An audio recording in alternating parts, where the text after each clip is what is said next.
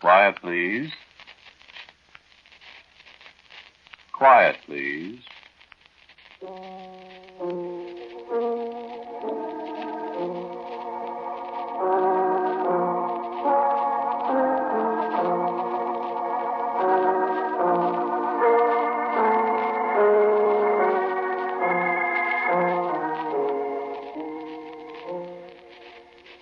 The American Broadcasting Company presents Quiet, Please, which is written and directed by Willis Cooper, and which features Ernest Chappell. Quiet, Please for today is called Other Side of the Stars.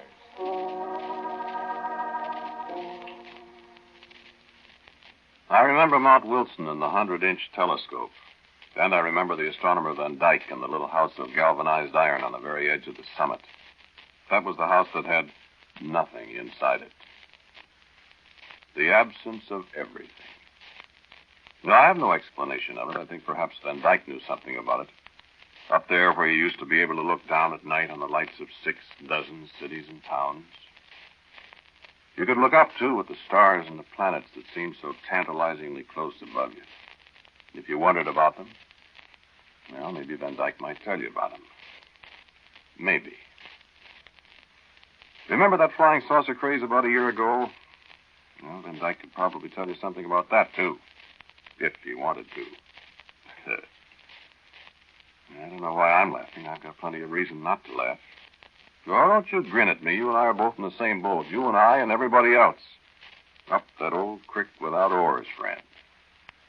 No, I'm not a refugee from Stupefying Stories magazine. My name isn't Glob Glodge XB314, and Tars Tarkus Jeddick of the Tharks is still Edgar Rice Burroughs' personal property as far as I'm concerned. I'm not even the eagle-eyed, needle-nosed mad scientist with the 2 heads. I'll take that back. Maybe I have got 2 heads. But I know something you don't know. Yet. I know what's out there on the other side of the stars. Or shall I say I know what was out there?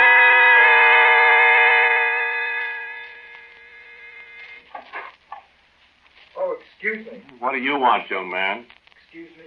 Oh, come barging in here. Isn't that on the air sign turned on out there? Huh? Well, can't people see we're busy in here? Can't you do something about keeping them out of here? I've only got a... All right. Where was I? I said I know what was on the other side of the stars. And I know where it is now. Or I think I know. That's what I'm here to tell you about. If people will stop bursting in here while I'm talking, get out of here, you! I'm sorry. Well, wait a minute. You might as well come in and hear what I've got to say in here. You'll keep opening and shutting that door. Sit down there. No, there. Sit down and keep quiet. Yes, sir. Who are you, anyway? I'm Dorothy's brother. What's your name? I'm her brother, Steve. She did have a brother named Steve. Steve, that's me. Now, what do you want? I just want to hear this. Well, you know what you're going to say. How did you know I was... I heard about it. Well, I've known Dorothy for more than 20 years. Your name is Esau, isn't it? Yes. Esau. Excuse me. I met Dorothy more than 20 years ago. I met her when I was at Peach Springs, Arizona, before I started off up in the Yavapai Indian country looking for the well. Before Steve here was born. Uh-huh. Peach Springs, 20 years ago. I don't know what it's like now. I haven't been there since 1928. September. Then it was a stop-off for the transcontinental buses, such as they were. General store on the edge of the Yavapai Reservation. They were so proud of their new frigid air. And right alongside the general store there was a corral where the Indian cowboys seemed always tangling with raw-back range cattle. Not very far away from the Grand Canyon. Remember it well. Dorothy told me about the well. I was looking for the gold, of course. With the old map that showed where the well was, the old map with the Spanish words and the mark like the planet Saturn, complete with rings.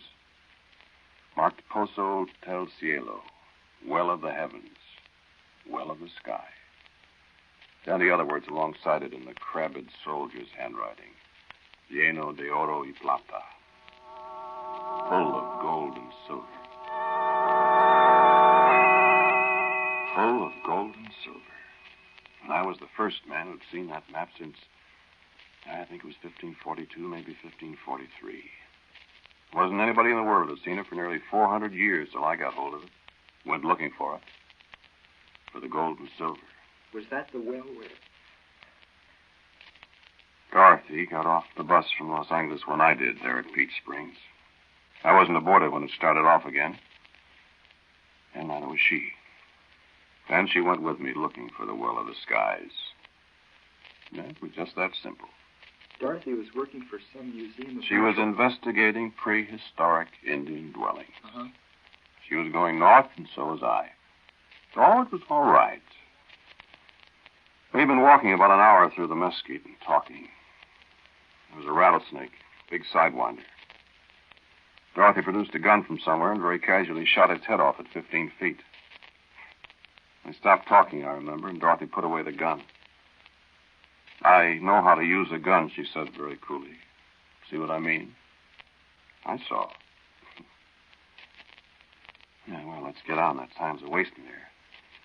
There wasn't any gold, and there wasn't any silver in the Well of the Stars. You found that out right away? We found that out right away. There wasn't anything except a skeleton.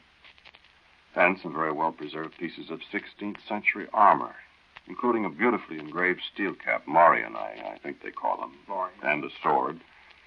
Rapier sorted with a basket hilt. You've seen them in pictures. Why don't you tell it all? I'm going to. I think it would be better if you don't mind. I'll tell it all. I'll tell it all. About the music. I've got to tell about the music. Dorothy said when she came up... There were footholes cut into the sides of the well. She went down first because she said she wasn't as heavy as I, and I could hold the rope better in case she fell. She went down as far as the rope would reach, about 15 feet from the bottom. She stayed down quite a while. Finally, when she came up, she said she heard music down there. Didn't you... I wish you'd stop prompting me. Excuse me. That was all. Just music. In a hole in the ground that was at least 400 years old that nobody had seen since 1542 or 3. Nearly 100 feet deep. Music.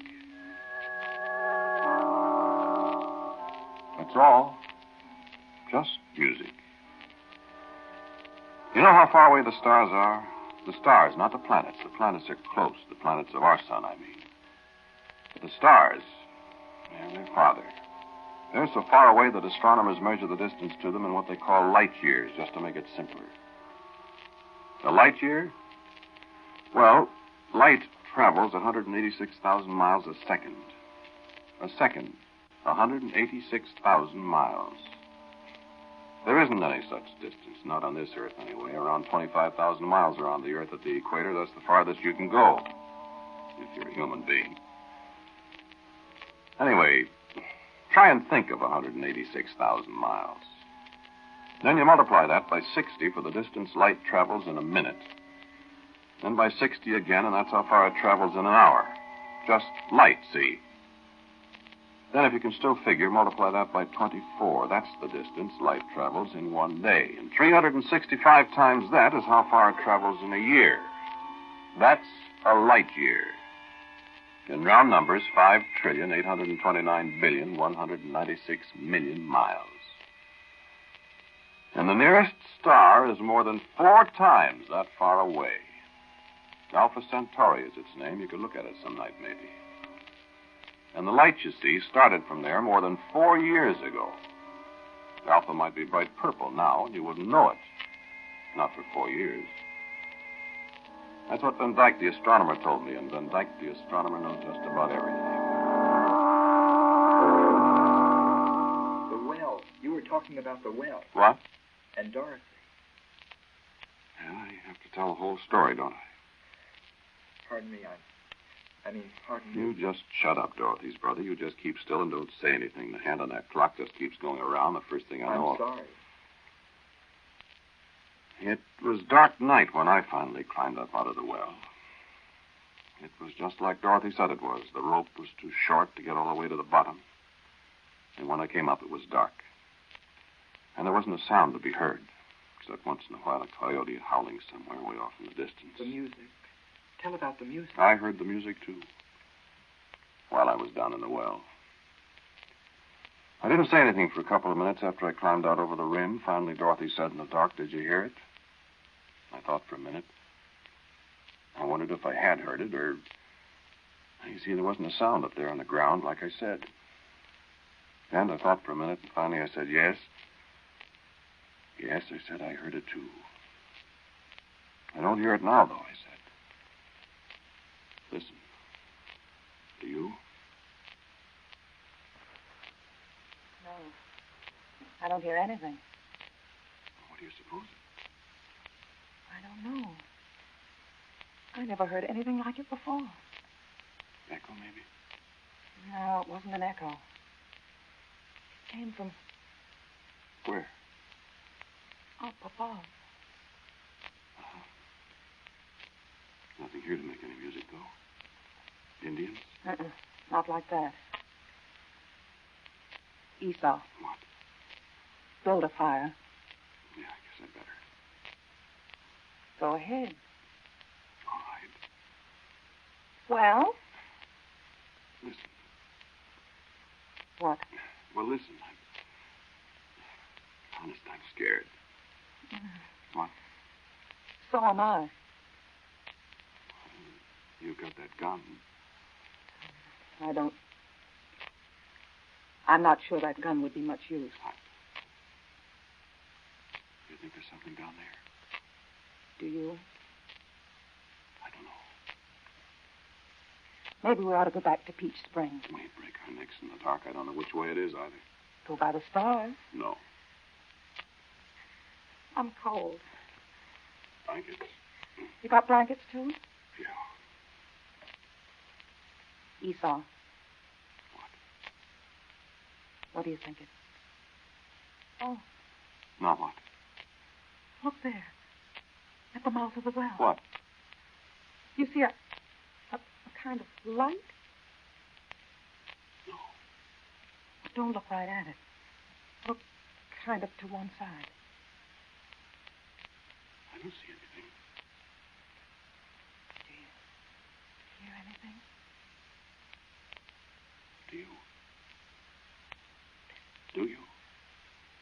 Nothing. Moving. Listen. I hear something. Something. In the well. Nothing down there. Nothing but that skeleton and the armor.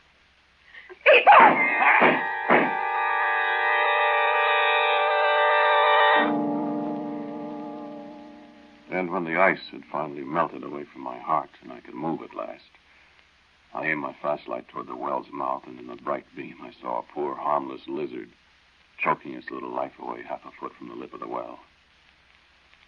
And Dorothy and I looked at each other in the dark. I guess she laughed first. In a minute, we were both practically in hysterics at the senseless fright that had gripped us a moment before. Finally, Dorothy said, "I'm going to sleep." She pulled her blanket up over her head and leaned back against a rock. After a while, I did, too, still chuckling to myself. And just before I drifted off to sleep, I looked up at the stars, and they seemed so horribly close to us. And then I was asleep, and I dreamed of music that came either from them or from the well that yawned there beside us. And when I woke up, I was all alone. There wasn't a sign of anybody as far as I could see. And I've never seen Dorothy from that day to this.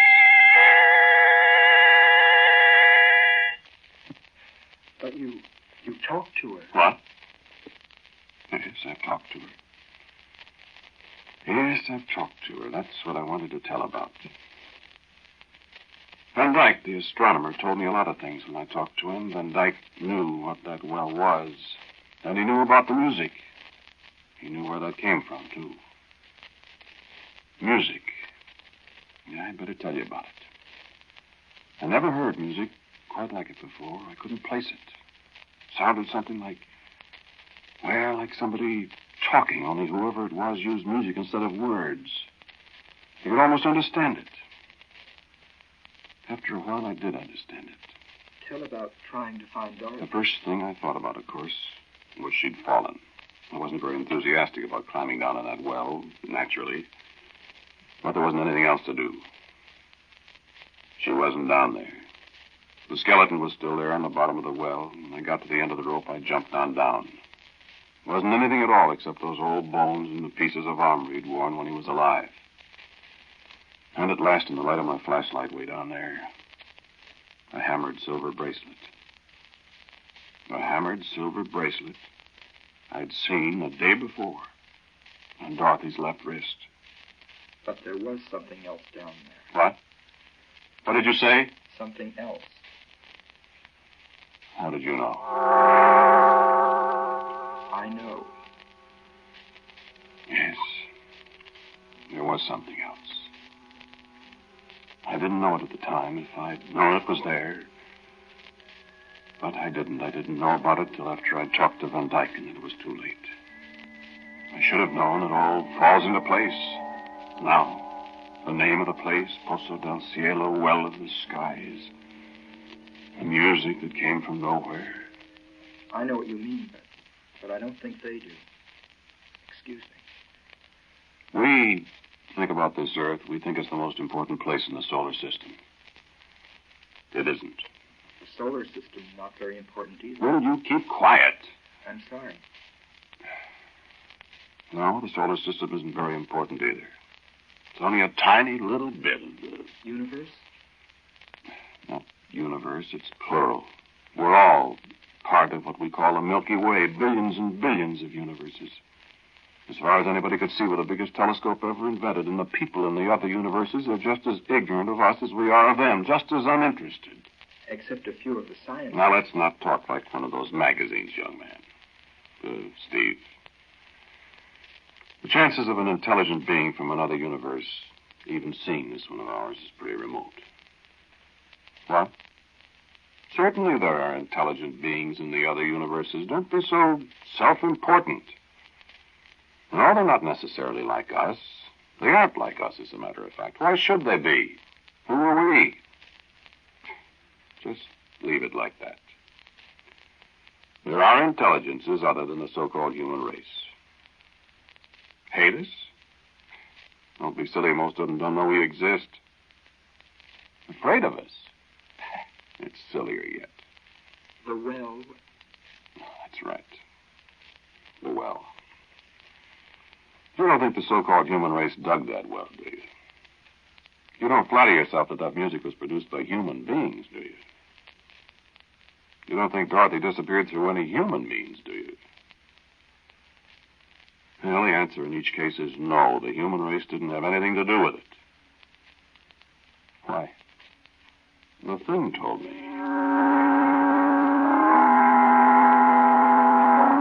The thing at the bottom of the well. The intelligence from the other side of the stars, friend. Van Dyke told me all about it. Van Dyke knows an awful lot. Sometimes I think Van Dyke is... Not human? How would any human being figure it all out and be so right? Because he's right, all right. Tell it. The well, Van Dyke said, was a kind of telescope. Yeah. Telescope isn't the right word, but it was the same thing as a telescope, only... You know, astronomers just look at the stars. The silent stars, the stars that never make any sound. You just see them. You don't hear them. What if you had a telescope for sound?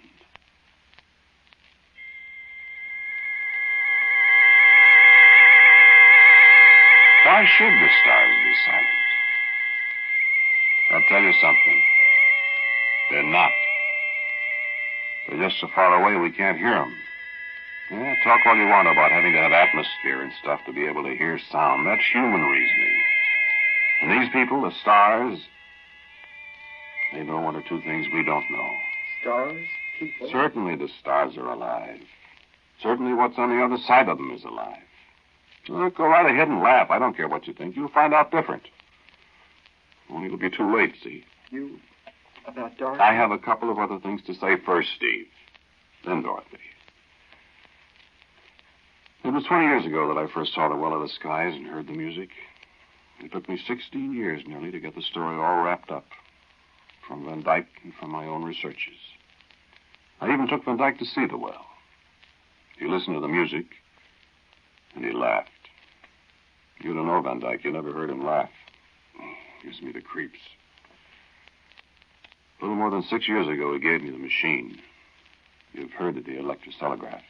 Machine that does something about recording thought waves, brain waves, works, purely scientific, hard facts, all that. This thing is something like an electrocelograph, Van Dyke said.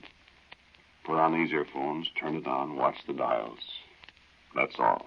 Understand the music? That's right. Understand the music. Translates it into thoughts. Translates it so you can understand it. The music, the conversation that comes from the stars and the other side of the stars. And from the thing in the well.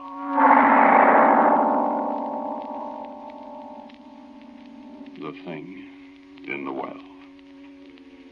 Van Dyke told me what to look for. Too bad this isn't television. You could see it. It goes with me everywhere I go. Well, you can hear it anyway. That's it.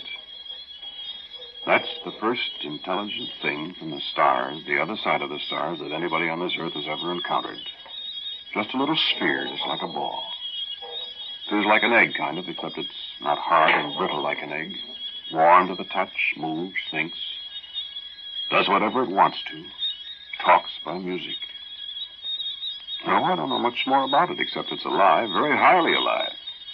Tells me it's closer to plant life than to our kind of life. Color? It's kind of grayish-green, very undistinguished to look at. Do? Well, it came from the star Alpha Centauri. I told you Alpha Centauri is 4 light years away. It took 4 years for this thing to get here at the speed of light, 186,000 miles a second. And... here to stay. That's right. Here to stay. Found this Earth by sheer accident. Curious about us. Do anything it wants to. It can do anything it wants to. Yes. Maybe you'd like to hear it. Hold the microphone over here close, Steve. Here, closer. Yeah, that's it. Wait. Yes. Yes, of course. Over here by that cigar. Thank you.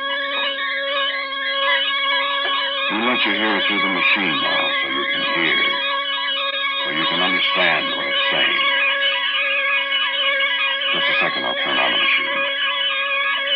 Steve, move the microphone over here closer to the earphones. Yeah, so. Now. Just a second for the tubes to warm up.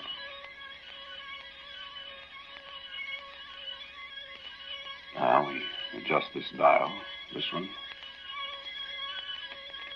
Listen. Lisa, I was told you almost enough, but there is still more to be Dorothy's told. voice. I found it very useful to absorb Dorothy. It is very difficult for me to form impressions of you human beings without much closer contact, without making your physical being a part of my own. There was only one other in all the time since I came to this universe, a Spanish The soldier. skeleton in the armor. And then when you and Dorothy came, it was necessary to know more about current conditions. All I knew about human beings was what I found in the mind of the Spanish soldier. You have made a few steps forward since his time. The rest of us will be interested. Move the microphone, Steve. You see? That's what became of Dorothy, Steve. Dead. No, Steve. Dorothy isn't dead. Dorothy's a part of that. Just like we're all going to be a part of the others.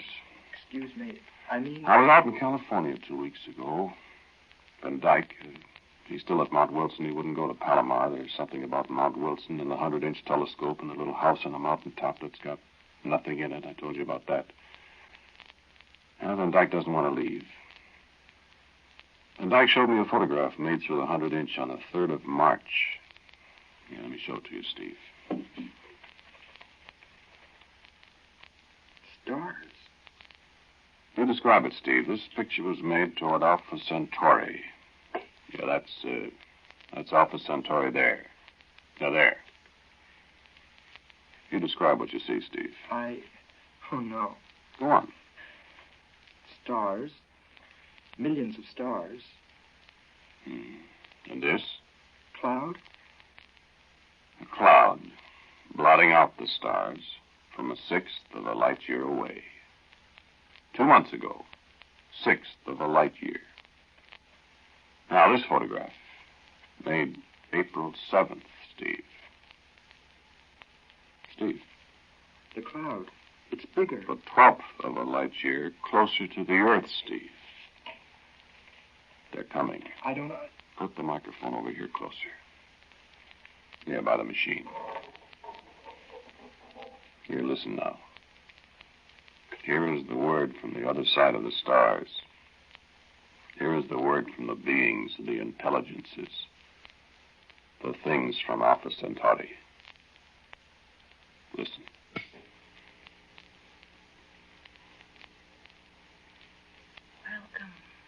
Welcome to this place. Welcome to all of you. This place they call the Earth, it is not bad. It is an interesting place. I am glad you have come after all this time. The inhabitants will give us no trouble whatever. They are very inferior grade of intelligence. Is that... What can we do? I mean... It's too late now, Steve. Much too late. At the speed of light, they're less than a day away. But they... From the other side of the stars? That's right, Steve. They've come to take over the Earth.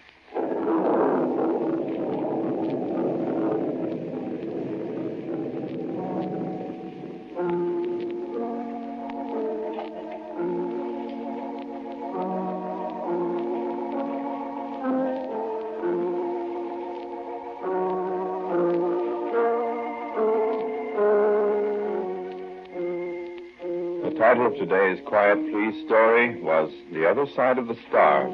It was written and directed by Willis Cooper, and the man who spoke to you was Ernest Chappell. And Jane White played Dorothy. The young man was Mark Forbes. As usual, music for Quiet Please is by Albert Berman.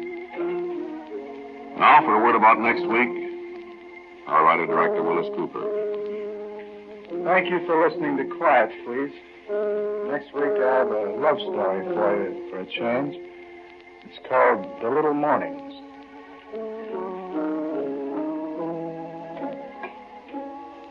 And so until next week at the same time, I am quietly yours, Ernest Chappell.